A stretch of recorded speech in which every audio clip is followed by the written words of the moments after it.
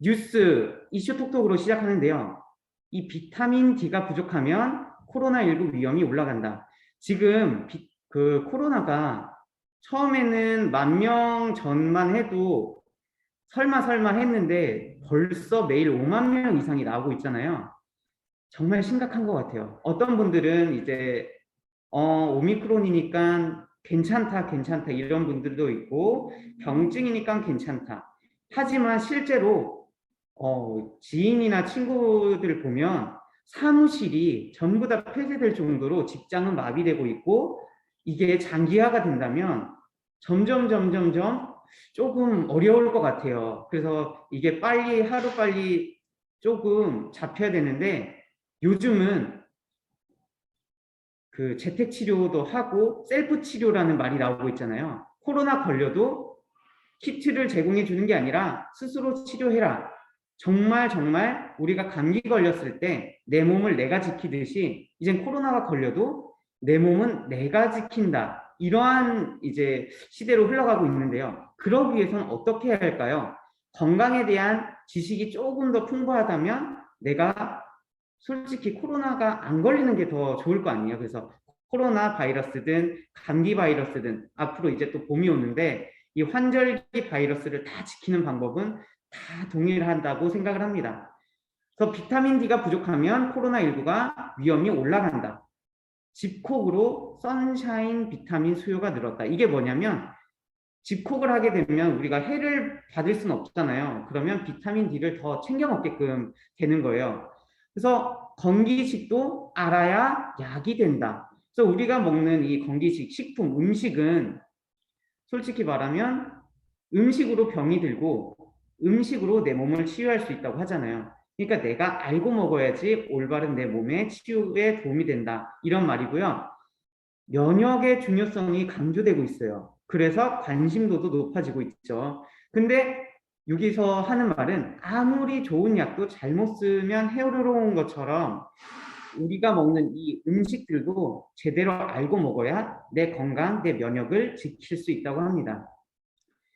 혈중의 비타민 D 농도가 낮을수록 코로나19가 걸릴 확률이 높다, 위험도가 높다라는 연구가 나왔습니다.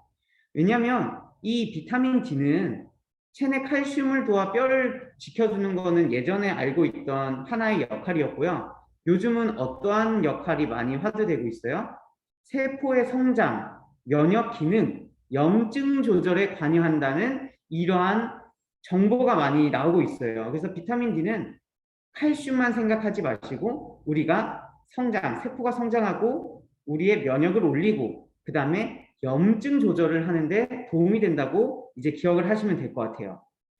그래서 지금 코로나19가 1년, 2년, 3년 이렇게 장기화되면서 연구 결과가 계속 논문이 나오고 있어요. 그러니까 비타민 D가 점점 도움이 된다라는 이제 연구가 계속해서 나오고 있는 거예요.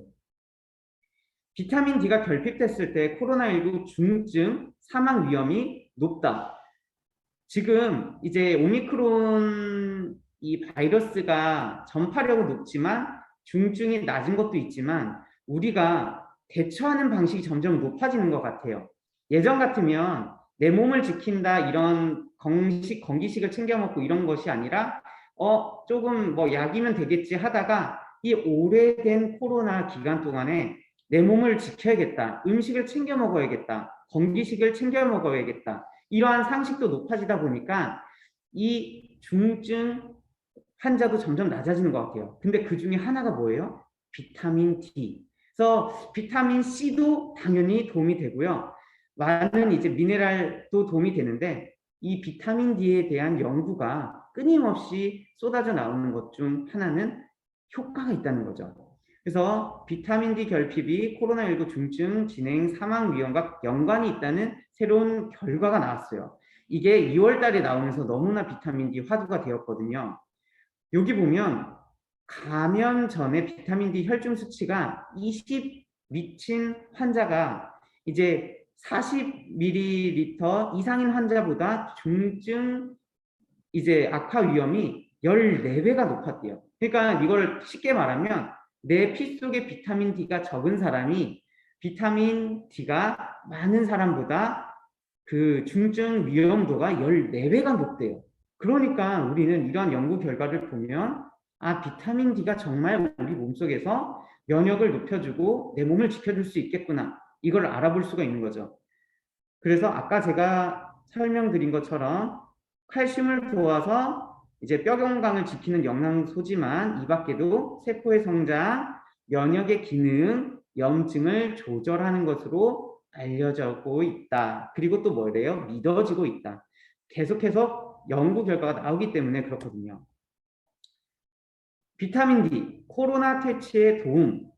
이것도 계속해서 이제 연구가 쏟아져 나오기 때문에 거의 같은 제목일지라도 같은 내용인데 조금 다른 내용을 담고 있거든요. 여기 보면 코로나 중증 환자의 87%에서 비타민 D 결핍 증상이 발견됐대요. 그러니까 뭐 비타민 D가 결핍돼서 코로나가 걸렸다가 아니라 코로나가 먼저 오랜 시간 동안 장기화됐기 때문에 코로나 환자를 중심으로 이 연구는 진행이 된 거예요. 그럼 코로나 환자, 중증 환자를 대상으로 이 체내의 영양소를 검사를 해봤더니 비타민 D 결핍 증상이 많이 발견이 된 거예요. 87%나. 그리고 경증 환자에는 34%가 결핍된 것으로 나타났다. 그러니까 비타민 D가 결핍이 많이 되면 될수록 아, 중증 환자로 갈 수 있는 확률이 높겠구나라고 생각을 할 수 있다는 거죠. 그래서 확률이 현저히 높다는 것이 발견되었다는 게 이 박사님의 연구의 결과였어요. 그래서 비타민 D가 면역 체계를 강화시킴으로써 호흡기관을 공격하는 코로나 바이러스에 적절하게 대처하게 한다.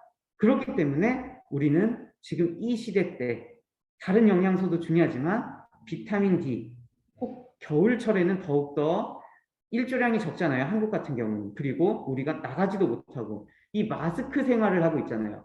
마스크 생활을 하고 있으면 더욱더 우리가 아무래도 조금 피부 측에서 비타민 D를 생성하기에 조금 어렵죠. 그래서 음식으로 섭취를 해줘야 된다고 합니다. 그 다음에는 이게 뭐예요? 자가 면역 질환 위험도 낮춰주는 게 바로 비타민 D다. 이제 자가 면역 질환이라고 하면 이제 면역 체계랑 관련이 있거든요. 면역 체계가 자체 기관, 조직, 세포를 외부 물질로 오인하는 거예요. 외부 물질로 잘못 판단해서 공격하는 거죠. 그러니까 내 스스로 내 세포를 공격하는 거예요. 그렇기 때문에 발생하는 질환, 약간 조금 질병적으로 따지면 어떤 게 있냐면요. 류머티즘 관절염, 다발성 경화증, 루푸스, 염증성 장질환, 당뇨병, 건선, 아토피 이러한 것들이 자가 면역 질환에 속하는 것 중 하나예요. 이게 뭐예요? 내 몸이 내 몸속의 세포를 다른 적으로 인식해서 공격하는 거예요. 근데 그게 질환을 위험을 낮추려면 뭐예요? 비타민 D가 도움이 된다.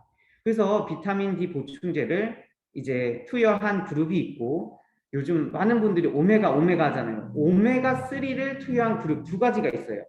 하나는 비타민 D를 먹인 그룹, 하나는 오메가를 먹인 그룹. 이렇게 비교했더니 이 자가 면역 질환 발생률이 이제 비타민 D는 22%, 오메가 그룹보다 15% 낮아서 비타민 D가 이제 자가 면역 질환의 위험에 낮아지는 데 도움이 된다.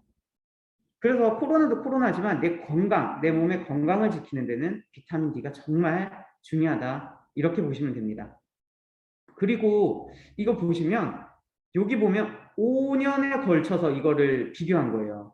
그 밑에도 보면 비타민 D는 임상이 실험에 시작된 지 2년 후부터 두드러지게 나타냈고 효과가 그러니까 2년 후부터 나타난 거예요. 내가 지금 비타민 D를 먹고 내가 비타민 D를 먹는 것에 내가 지금 챙겨 먹고 있으니까 한 달 뒤, 두 달 뒤, 석 달 뒤, 1년 뒤 점차 점진적으로 좋아진다는 거죠. 이 실험에서도 보면 2년 후부터 두드러지게 나타나기 시작했다. 그리고 5년이 되면서 효과가 더욱 커졌다. 그러니까 꾸준히 햇빛을 보고 우리가 요즘 광합성을 하지 못하기 때문에 이 비타민 D 음식을 꾸준하게 드셔줘야 된다고 합니다.